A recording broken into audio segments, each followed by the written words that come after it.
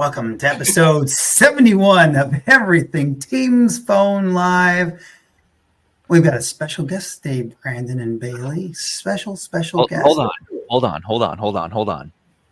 This is episode 71. This might be the first time you have not done your little. There it is. Whew. I was getting worried there. I'm like, you okay? Scared us.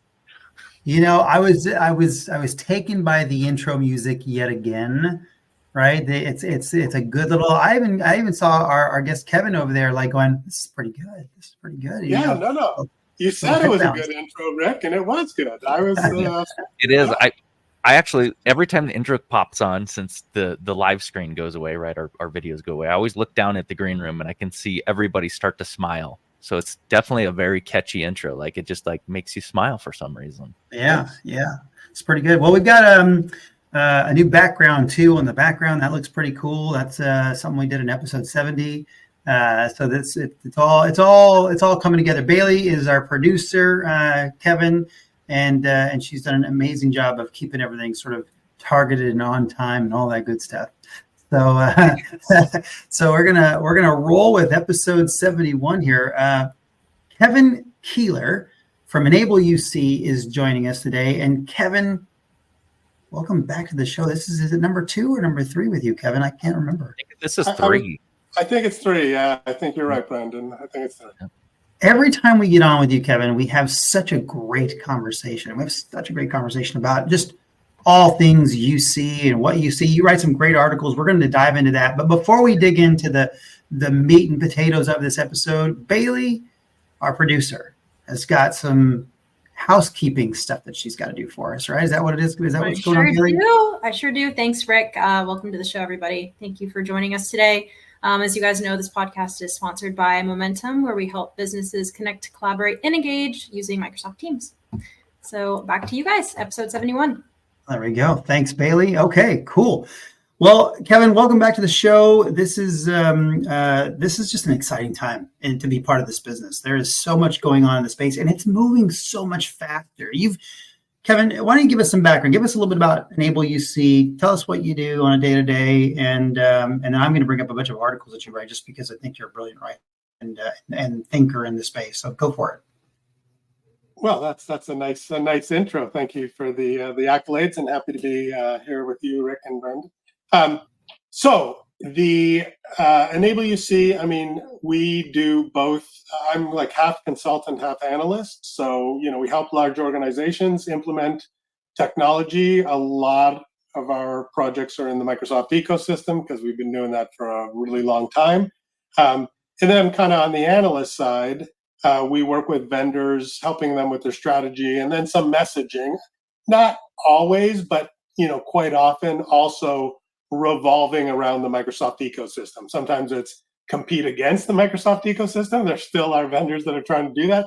Or sometimes it's collaborate or co-opetition. So, what I like to think is, because I'm 50% consultant and 50% analyst, it keeps me grounded in both kind of what the vendors are saying and what the organizations are looking for.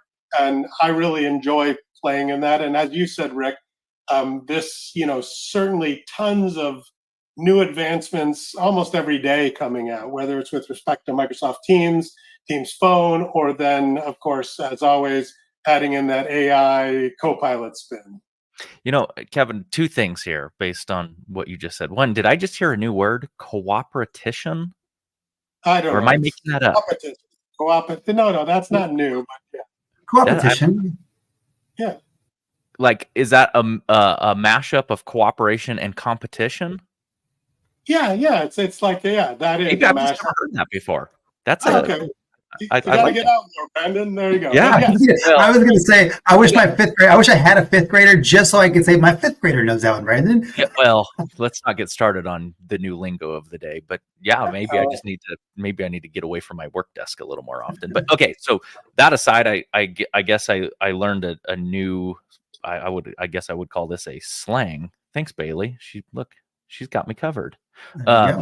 All that to say, Kevin, what I appreciate about interacting with you, whether it's in person at events or even on this podcast, you coming to, bring a balanced perspective on, sometimes I think it's easy for people like Rick and I to just be like, teams. And we really are big believers in teams. But what I appreciate about it is you see the value, but you also kind of, you kind of help fact check or level set reality. And I think that helps people like Rick and I also stay balanced in understanding that sometimes maybe Microsoft is not the solution. And customers tend to appreciate when we're willing to be honest with them about, hey, maybe we just got a customer last week or early this week where we had to say, hey, you know what, based on what you want to do, Microsoft probably is not the solution for you. But anyway, all that to say, appreciate your perspective. Yeah, well, no, I was going to say, because this reminds me of, like, I wrote this sometime back in a No Jitter article, and I this is what I believe, because I try to be, I'll say, the no bullshit guy. Hopefully I can say that. But this phrase I came up with, and I really think about this often, which is recommendations without requirements is marketing. So, like, if you don't know what the customer is wanting to do, what success looks like, and if you're saying as a vendor, my solution meets, my solution's the best, like, how do you know, right? And Teams is a great solution, but it can't be the greatest solution for every single case in the world, or there would only be one solution, right? And so I appreciate, Brandon, that you kind of realize, and that I guess my message is coming through, which is, yeah, use Teams and the other Microsoft things where it makes sense, right? Mm-hmm. So, Bailey, we need to post that. Like that quote, we need to post that, because that's a goal. That's like, even though it's not marketing, it's marketing gold, Kevin. The quote's marketing gold. You better hurry up and go trademark that, Kevin. That's right. That's right. We're getting real close with our attorneys these days. All right. Well, Kevin, let's do this. I'd love to, since you kind of referenced an article, I'd love to kind of dive into your most recent article, at least the most recent article that I've seen. And it was really about the PSTN plans that you see coming out of Microsoft. And I think we'll dive back into the co-opetition, because I think it's interesting to hear a little bit about, obviously what else are you seeing in the market? What other, when you said that there's people still looking at competing with Teams, what does that look like to you? And is there traction for that? And I'd love to hear kind of a bit more about that. But right now, I do want to make sure that I kind of capture your article from a couple of weeks ago, because I thought it was interesting. I actually reposted it on LinkedIn because I thought, I see this all the time, and this is great that you're an analyst. You're unbiased sort of voice in the space. And I think you put an amazing article together. What sort of inspired the writing of that? Yeah, well, quite frankly, what inspired the writing was working with a number of customers kind of in the consulting mode, because they were coming to, like, renew their licenses, which I'm no license expert because it's so complicated. Microsoft makes it so complicated. But on the PSTN side, there's been a number of customers who have been using calling plans, and they were larger, like thousands of people. And we had done a Teams analytics engagement before, which focused more on quality and reliability. But while we were doing that, we said, hey, guys, you are way over licensed for your PSTN calling. So when you want to, we could do a deep dive and figure out who's using it, because I would argue that since 2022, for many organizations, their PSTN calling, patterns have changed. And the other thing is in 2022, Microsoft introduced pay-as-you-go. And for a long time, I would say, in general, if you got over 250 people, look at direct routing, and then direct routing as a service, then Operator Connect, because it was going to be financially much more viable. But truthfully, with respect to pay-as-you-go, which was just introduced in 2022, so relatively recently for many people who are on multi-year EAs, it actually scales quite well.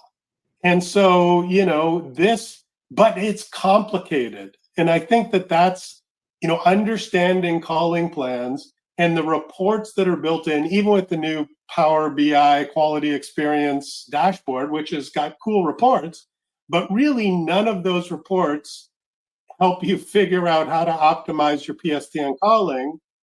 And, we just did a deep dive into, and, I'd like to say the devil's in the details.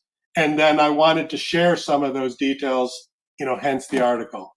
Yeah. Well, that's what's interesting about that is exactly what you're talking about is taking a hybrid approach to your calling plans. Most people don't know that you can go add calling plans. You can go add, pay-as-you-go plans. You can go add direct routing. You can go add operator connect. You can go add, other I think all different versions of direct routing, right? So you can go add and you can use dial tone in any way that's beneficial for the organization. And what's interesting about what you said is there are a lot of organizations more recently, and Brandon, you can probably speak to this as well, that go, I've got 9,000 employees.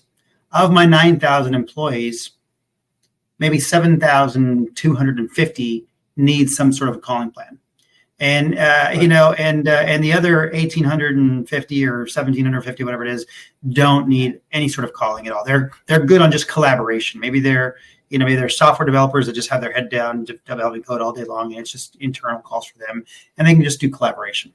And so there's that sort of function where you kind of wing off a DID for every single person in the organization.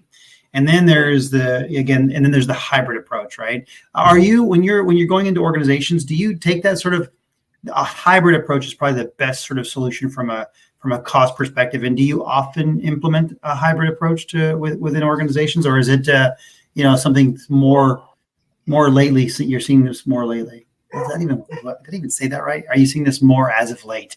Whew. Yeah. So I think the hybrid approach has always been, something that we talk about because people, to your point, Rick, they get in their mind that it's like they have to pick one solution. And in the past, a lot of times this came up with respect to analog devices because they're like, oh my gosh, we want to use Operator Connect, but we got one analog device. I guess we'll have to put SPCs on-prem. And it's like, you can mix and match, right? Like one thing or 10, analog devices. You got elevator phones that you can't rewire. That shouldn't drive the whole, what is that, the tail wagging the dog or something? Exactly. So, your dog has moved, Brandon. I could have pointed to. That's right. Perfect cue. Exactly. So, but yeah, I'd say, just in general, being aware of all the different options and doing that mix and match. And it takes a little bit. You got to do the math, right? But like to your point, Rick, like sometimes, pay as you go is great because for like $3, you effectively get somebody a DID, and maybe they, and whatever the other kind of carrier toll, kind of E911 things are, depending on the market or whatever. And I think a lot of people don't realize that you only pay for outbound calls.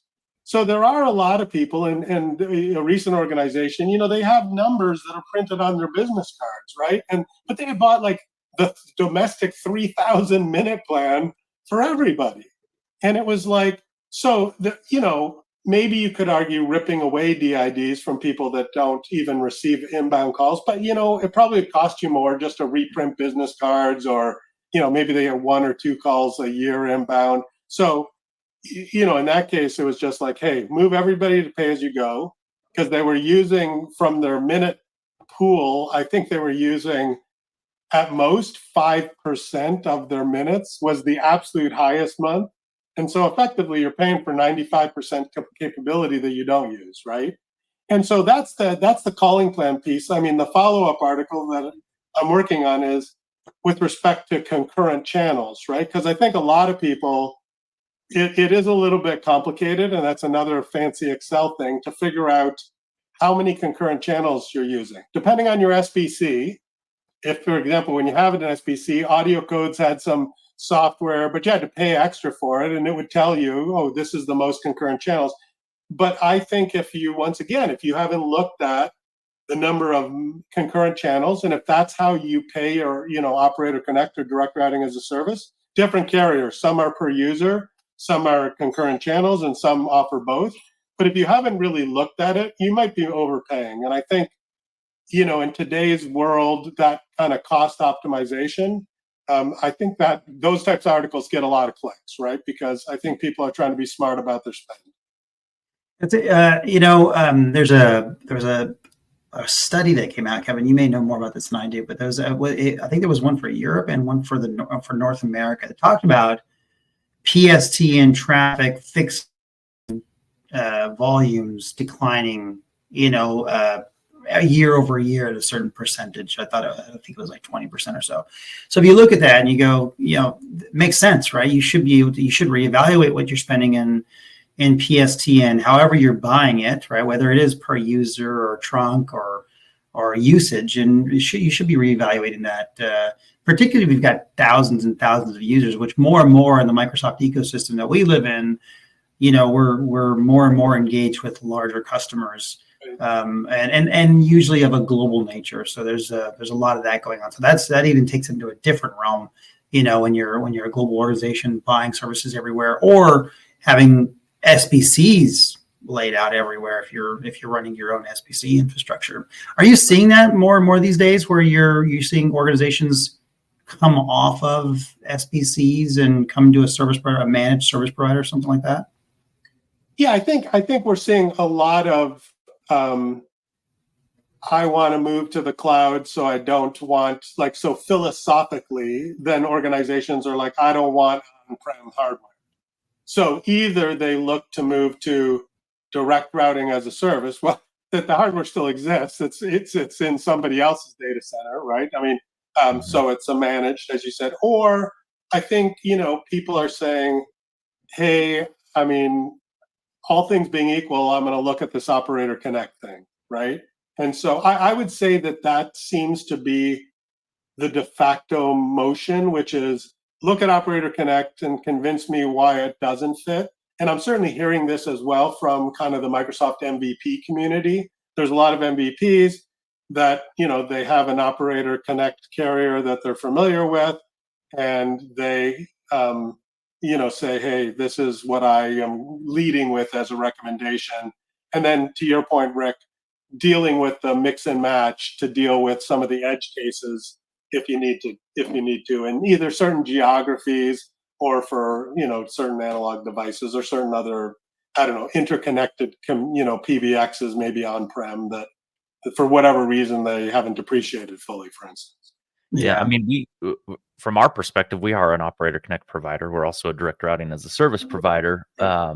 Affectionately, we call it derived routing, but I'll spare the details there. I think what we see, and Rick, I think you agree with me, we lead with Operator Connect, but it's actually quite surprising once we start getting in, like you said, Kevin, the devil's in the details. When we start doing that dive and start unpacking what the customer's requirements are, we actually find that, and I'm going to swag the number, but we find that 20 to 25% of the customer that we're selling Operator Connect to, we actually end up coming back and saying, you know what, customer, our best recommendation is direct routing because your requirements are X, Y, and Z.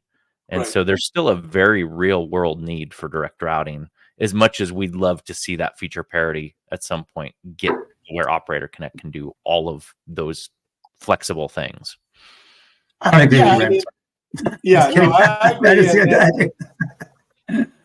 We're both agreeing. We're all agreeing. But but I think that's important. And I know the projects that you do, I mean, you guys have always impressed me as just like, you understand all the details and you're dealing with, kind of the more complicated deployments, which as you get into the larger customers, they're all complicated because, and you're right, like, especially when you do that kind of direct routing as a service, you can still do more manipulation and more interesting things, using direct routing as opposed to with Operator Connect, right? So, but I think it's great, to your point, Rick, that you led with, is the hybrid approach. So if you got thousands of people that have this very simple thing, then let's put them on Operator Connect because there's some, advantages there. You got to do the math and figure it out.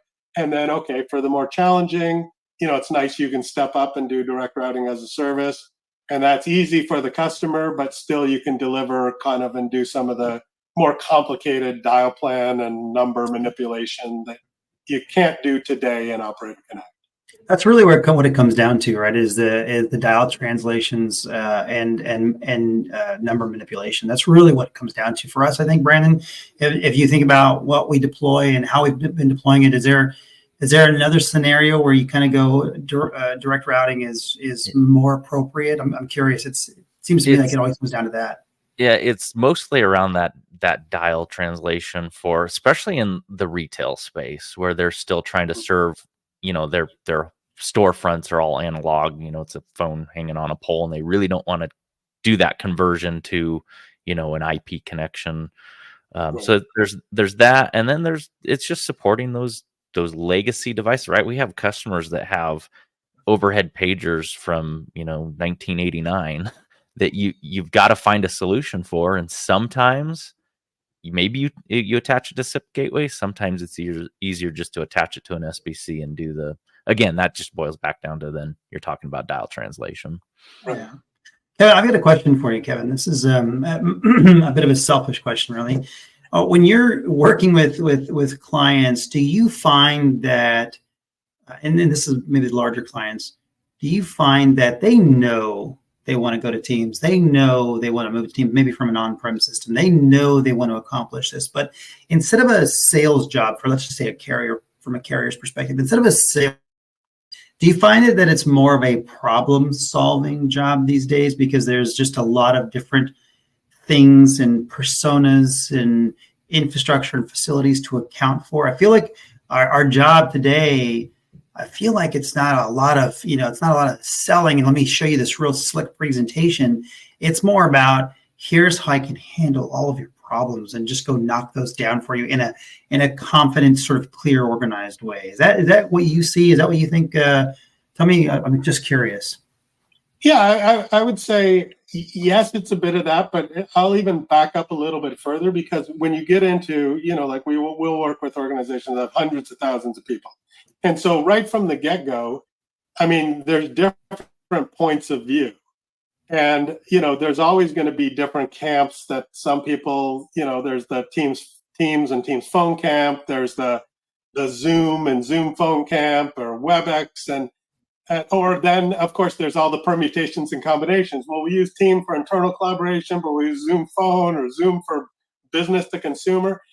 And so what I find the first problem is you really have to transparently get the key people to evaluate the options. You need to explain the options. And this is where really my approach of it is the whatever, serve, not sell.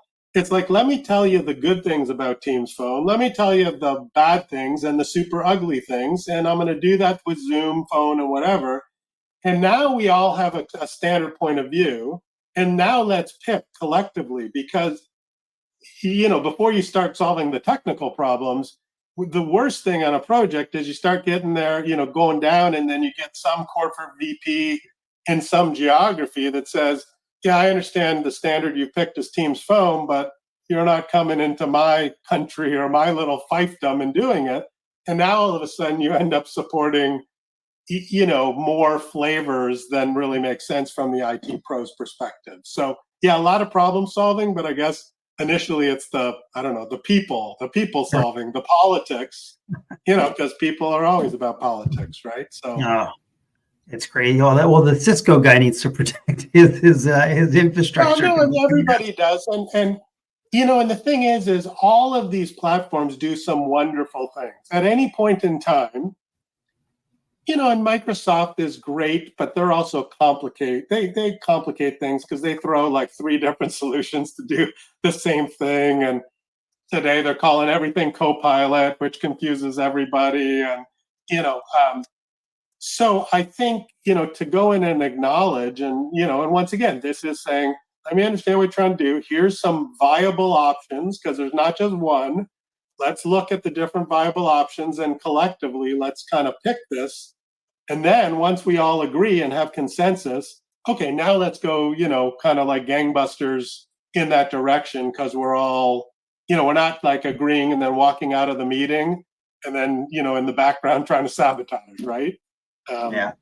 So, Yeah, Kevin, that I'm going to ask you a question as you're talking. Maybe you're talking to a very large corporation, or in your experience when you're talking to the large corporations, how often do you see a solution as is the perfect fit for that customer versus you present all three like you were just talking about, and you realize that there's no perfect solution, and at what point do you need to say, hey, maybe it's better that we keep Teams Phone over here and maybe Zoom over here? Like, how often do you kind of see that mix happening?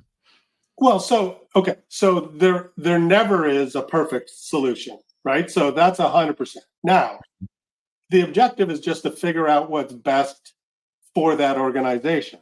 And so, for instance, there's like, I don't know, Zoom for business to consumer and Teams for internal collaboration, or,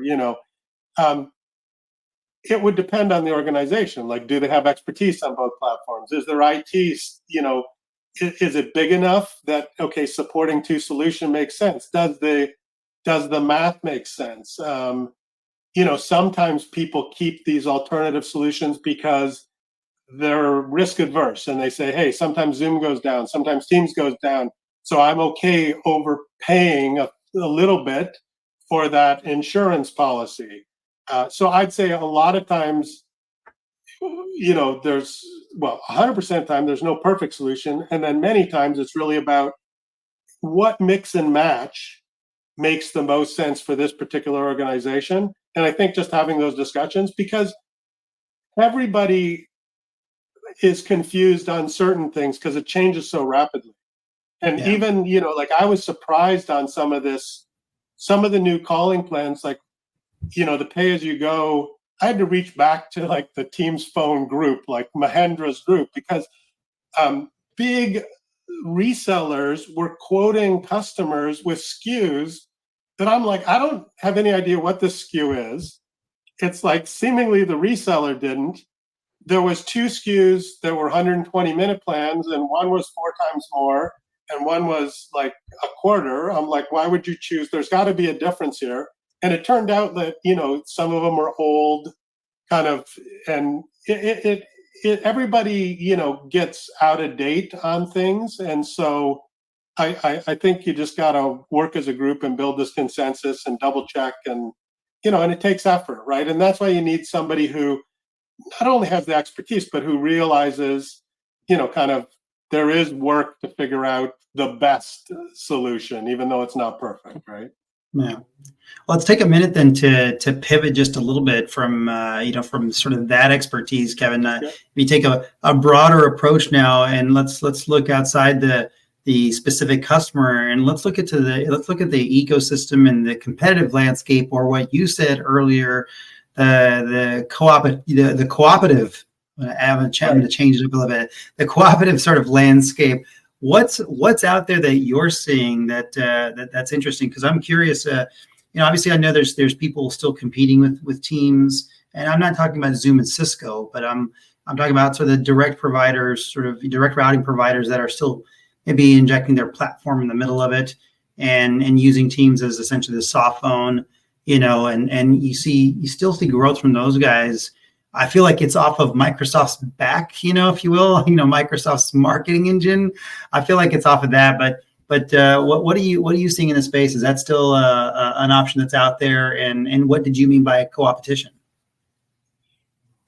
Yeah, so I think there's a lot of, like, a perfect example is like Cisco with their MTRs, right? Like, it's like, which is a great device, and they're getting a lot of traction, as they should, and it should be considered, because I think everybody thinks Cisco is premium, but they're aggressive on the prices and provide nice devices. Sure, would they want you to run WebEx? Yes, but I think you see a lot of vendors doing that. Like, you look at like Ring Central, who is also a direct routing provider. Okay, if do they really want to sell you just direct routing and have you use Teams, or really is this a bit of a Trojan horse and they love to sell you direct routing, you use Teams, and if Teams goes down, they say, hey, good news, you also can use Ring Central on your desktop. So that's where I think everybody would like to have the whole wallet share.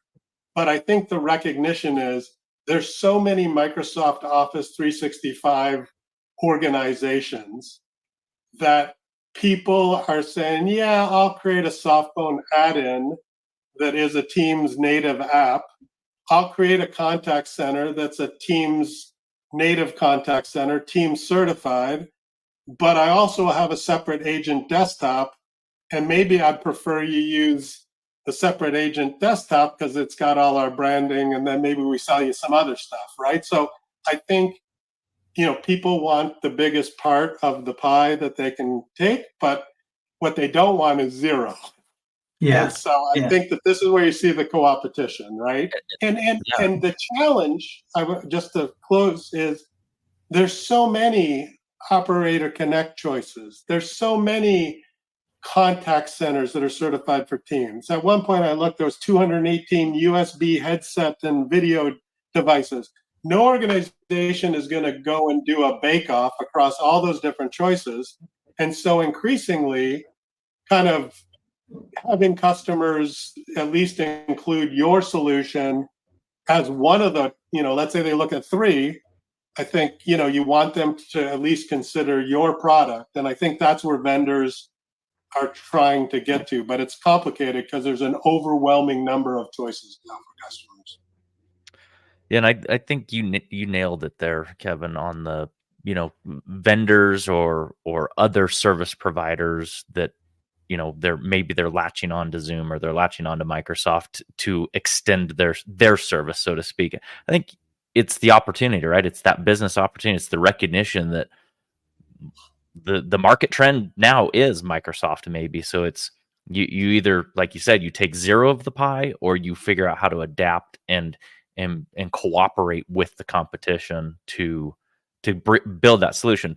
Side note, fun little fact: I was in DC not too long ago for the Cisco MTR.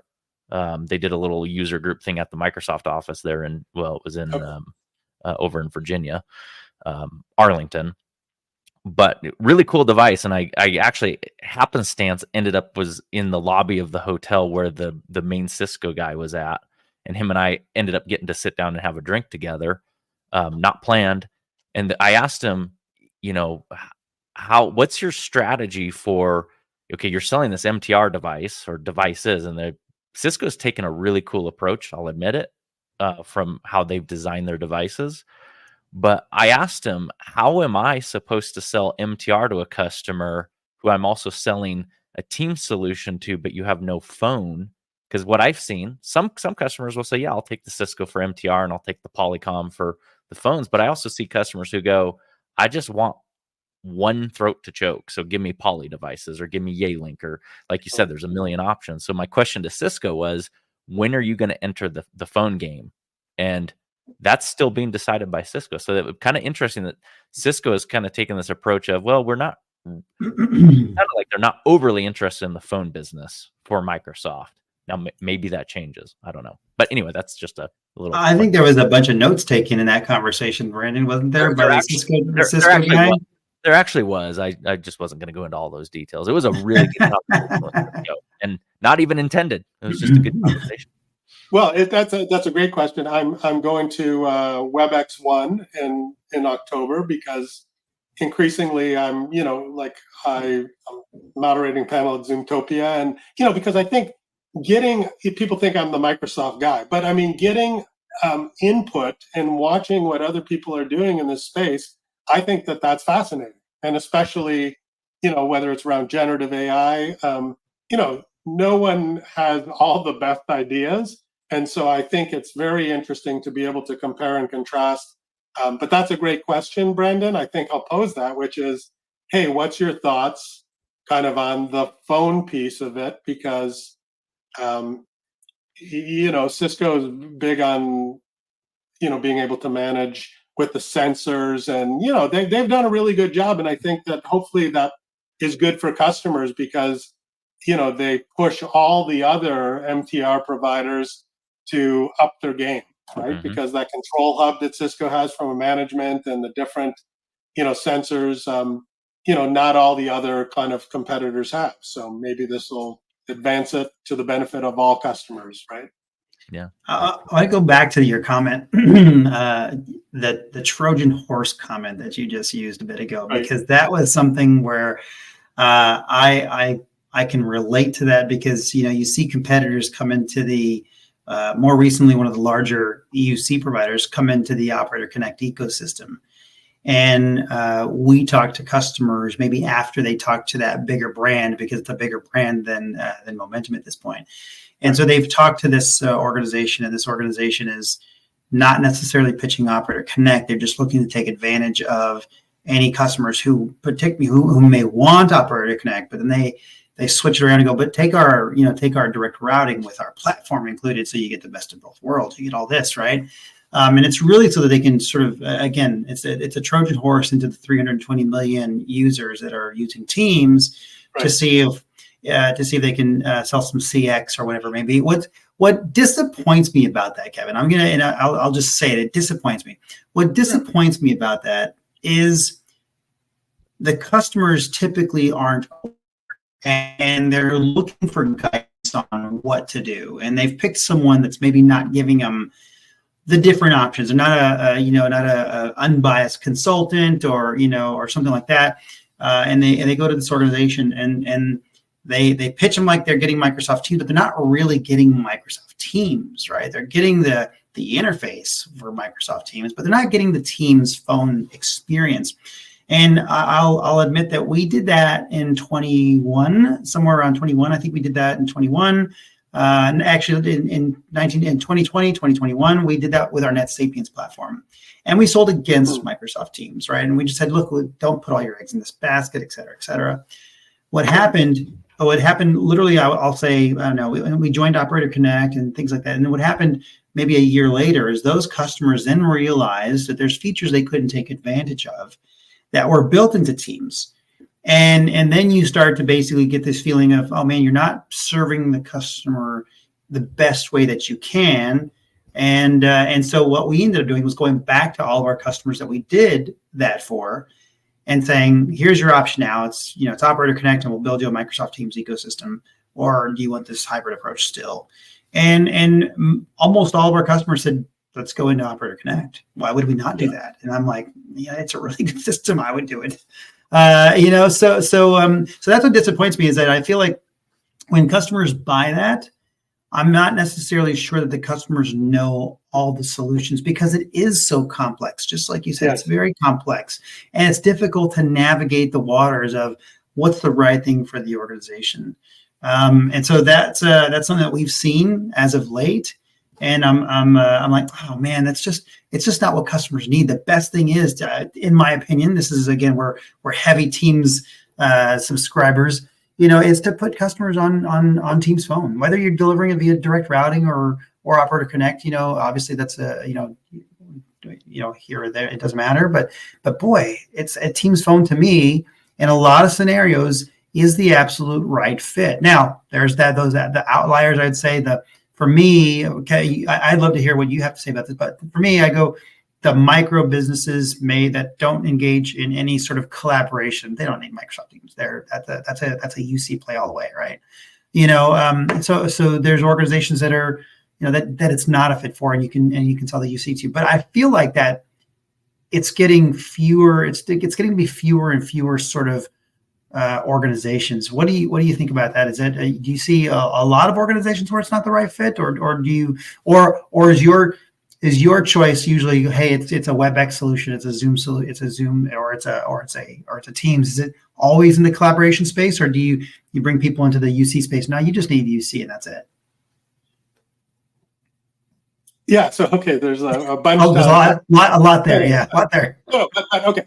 So 100%, I agree with you that like when people get these plugins that pretend to be Teams, a lot of times it isn't Teams. And as there's more features, whether it's Copilot, whether it's just the experience across, whether it's analytics, reporting, security, policy assignment, like it's another platform that looks like Teams. And people show it off and they say, look, it's the same as the Teams dial pad, but it's not the Teams phone dial pad. And so the objective, I think, is meet your requirements with the simplest number of moving parts. And so, I agree with you. It's a very special case where that ends up being the right solution for people. But once again, every organization has different attributes that are more important. Maybe there is a reliability. Maybe in some mode, there's a financial advantage to doing more of this kind of Frankenstein-esque type of solution, right? And it started back in the cookie mock days, and that was a terrible solution. It was a brilliant marketing move from Cisco to kind of try to, kind of hold Microsoft out of the voice business. That didn't really work well.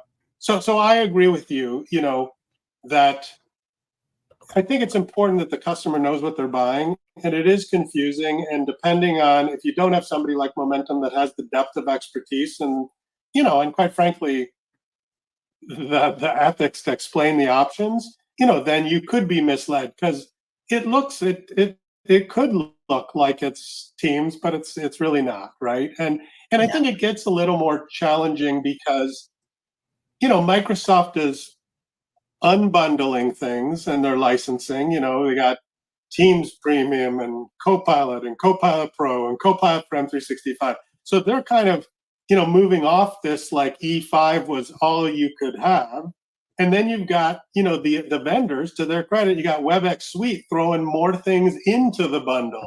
So the E5 bundle is getting smaller effectively. And same thing with Zoom Workspace. Now they got Zoom Docs and Zoom Calendar, and it can be it doesn't replace Exchange, but it can be your front end. So it can be like Outlook to Exchange. And so I find that fascinating that, Microsoft Suite, which they won by having the ultimate Trojan horse, was Teams. They'd say, hey, make some calls internally in their VoIP. And you're like, man, this works pretty well. And then and they're like, you might as well use it because it's free. And then you'd use it. And then they say, hey, it also works with the PSTN. Why don't you chuck out your PBX? And that really worked great for them. And, good on WebEx with the WebEx Suite, and good on Zoom for trying to emulate that success, while Microsoft is trying to, I think, leverage and say, hey, you pay $30 more a month for Copilot, or hey, Brandon, you pay $8 more for Teams Premium, right? So I think this is why, you started by saying it's a fascinating time. Yeah. I think this strategies that the different vendors, I think that's making it extra fascinating. And I'm certainly really interested to see, how it plays out. So I'm gonna throw, I don't know if it's probably not even a curveball for you. You mentioned the unbundling of services, and there's the big one that just kind of rolled out is the new, Microsoft has had to unbundle Teams from their package, right? So now any new customers got to come in and they've got to add the Teams as a separate license. My question for you, Kevin, is how does that change the ecosystem from the options to choose, right? Like, so it used to be that, hey, customer, you've already got Teams. Go ahead and add phone, or maybe you're an E5. You've already got the phone license. You might as well use it. How does that change companies and even like people like Momentum from, changing their strategy on, now it's not just, hey, you've got Teams, so you might as well use Teams.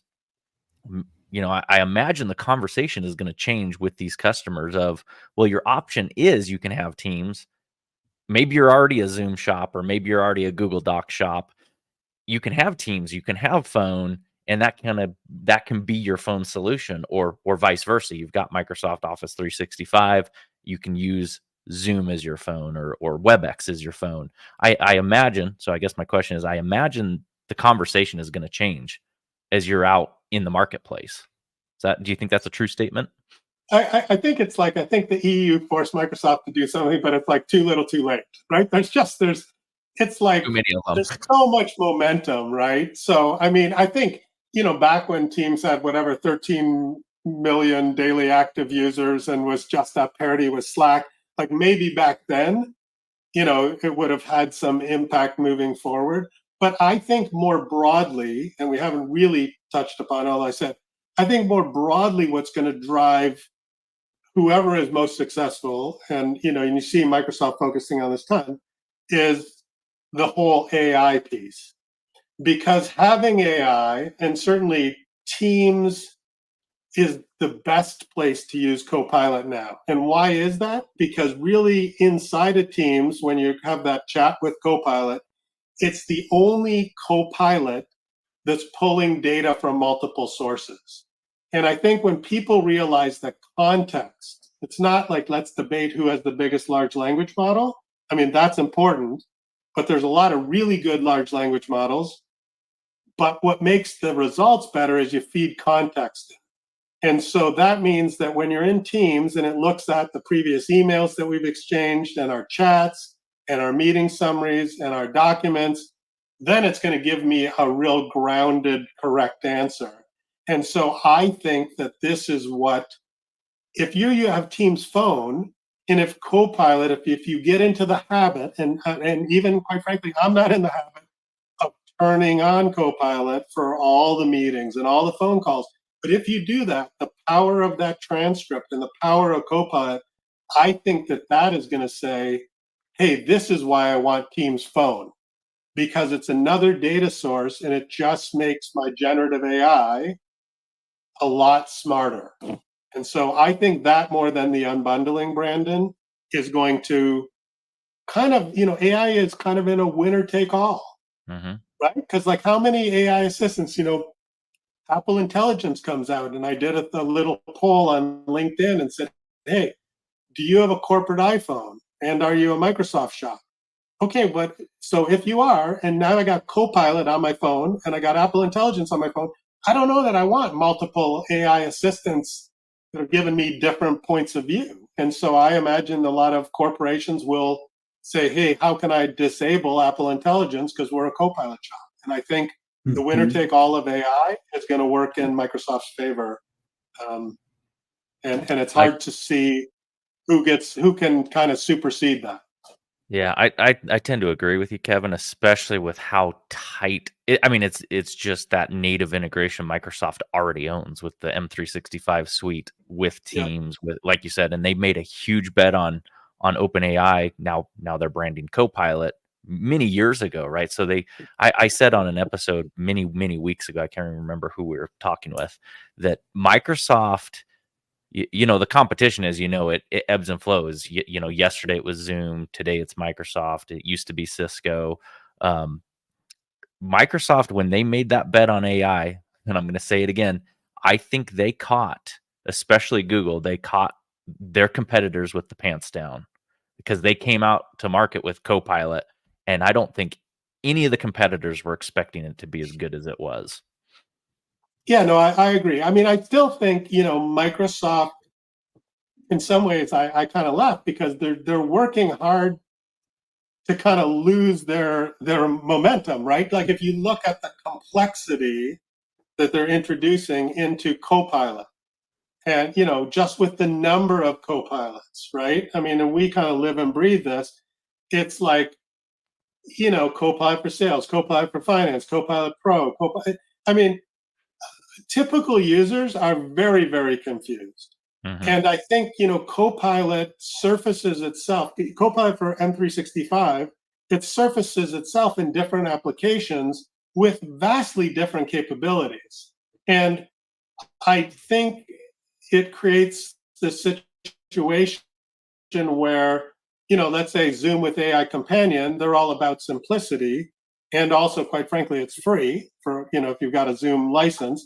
I think that it'll be interesting. I think Microsoft probably has to look at some simplification over time to help people get, the adoption. We saw that with Teams Phone, right? They sold a lot of licenses and they weren't deployed.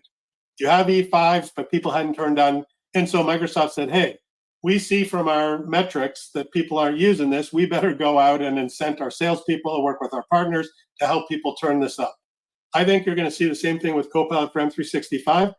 You have to buy it for a year, but if you only use it for 2 months and a lot of the adoption goes like this, I think that there's going to be a lot of work saying, I got to teach you how to use this better, because when your renewal comes, otherwise you're going to say, nah, I'm not going to renew it, or I'm going to share my license with somebody else. And so I think Microsoft has a lot of advantages, but they also, have a lot of areas where they need to work. And quite frankly, that also makes it a little more interesting, right? Yeah, and you brought up an interesting point around Zoom's AI assistant being free with a certain, other license. With any paid license. License. So it makes me wonder, to your point, if Microsoft starts to see that, that drop off of adoption, is it also that maybe Microsoft needs to look at, hey, we need to start offering some kind of freemium version of Copilot for maybe Teams to help with that user adoption? Yeah, I don't know. Like they make a big point, and it is true. Like Copilot is free, right? The Copilot, Like what you speak in chat. Yeah. But you could theoretically take your transcript from your meeting and toss it into that. I mean, the whole commercial data protection and whatever. I mean, but here's the thing: like most people don't understand what the risks are, the security, and so I don't know if Microsoft were going to do that. I don't know if it's a sustainable. It takes a lot of horsepower to both train a model and then to run the inference engine. So both WebEx AI Assistant, Zoom AI Companion, those are both free. Google Gemini, they basically have similar pricing. They got a $20 and a $30 per month. So similar to Copilot Pro and Copilot for M365. I think it's going to be fascinating to see just how the market, sorts out in this. And just even today, I was reading, to your point of Microsoft getting ahead of the game.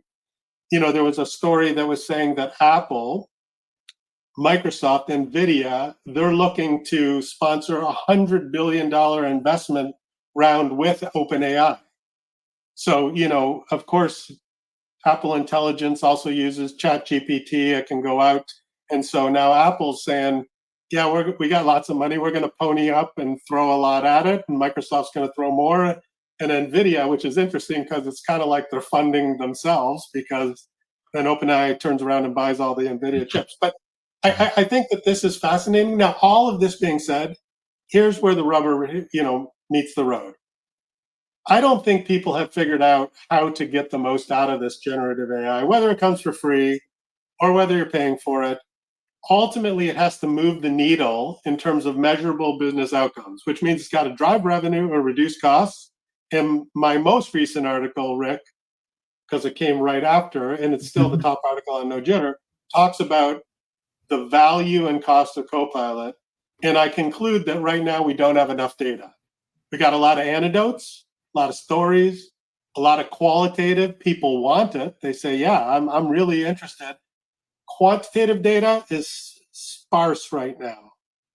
Certainly some use cases where it does seem to be worth the $30 per user per month, and then a whole bunch where people either get confused by it, use the results in a way that they shouldn't. If you don't attend a meeting, for goodness sakes, do not send out the meeting transcript, because you have no idea if it missed something important, or made up something, or got it wrong, missed hearing a nod, right? So now it's like it says, Brandon says, don't buy Teams phone, but really what you said is buy Teams phone, but it got a word wrong, right? So anyway.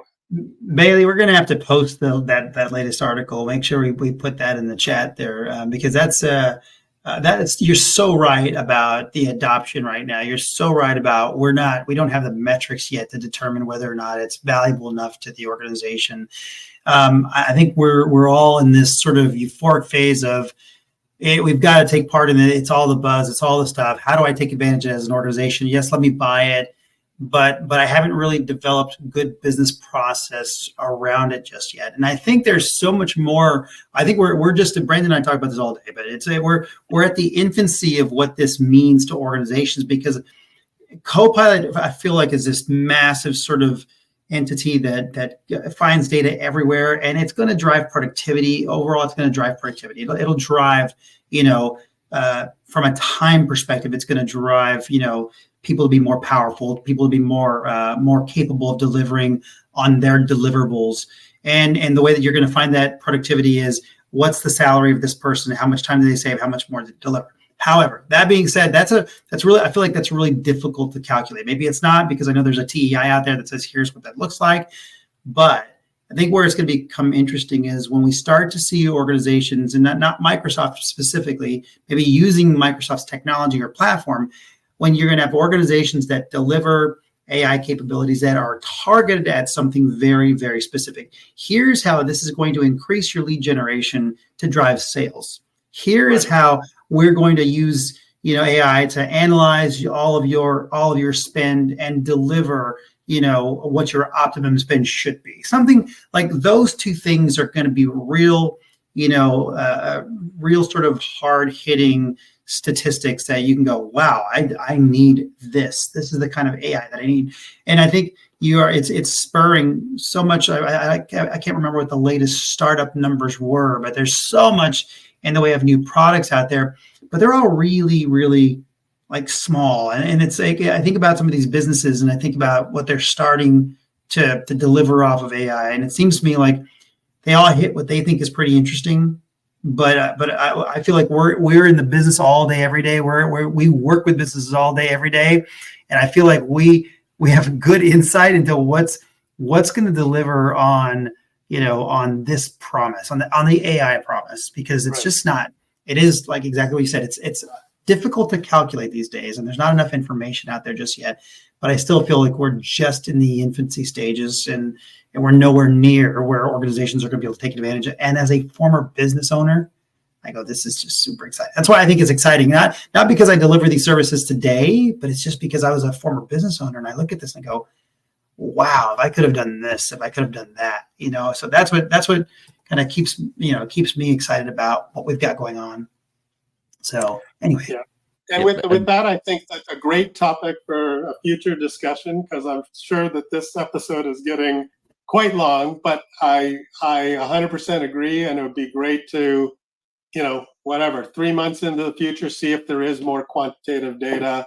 I'm presenting at Enterprise Connect AI in the beginning of October, and I'm going to try to share the data that exists, because it's a lot more than at March. When I was at Enterprise Connect in March of this year, there's virtually none. Now there's some, but 100% what you said, Rick, we're definitely in the infancy, and I think we're all learning together.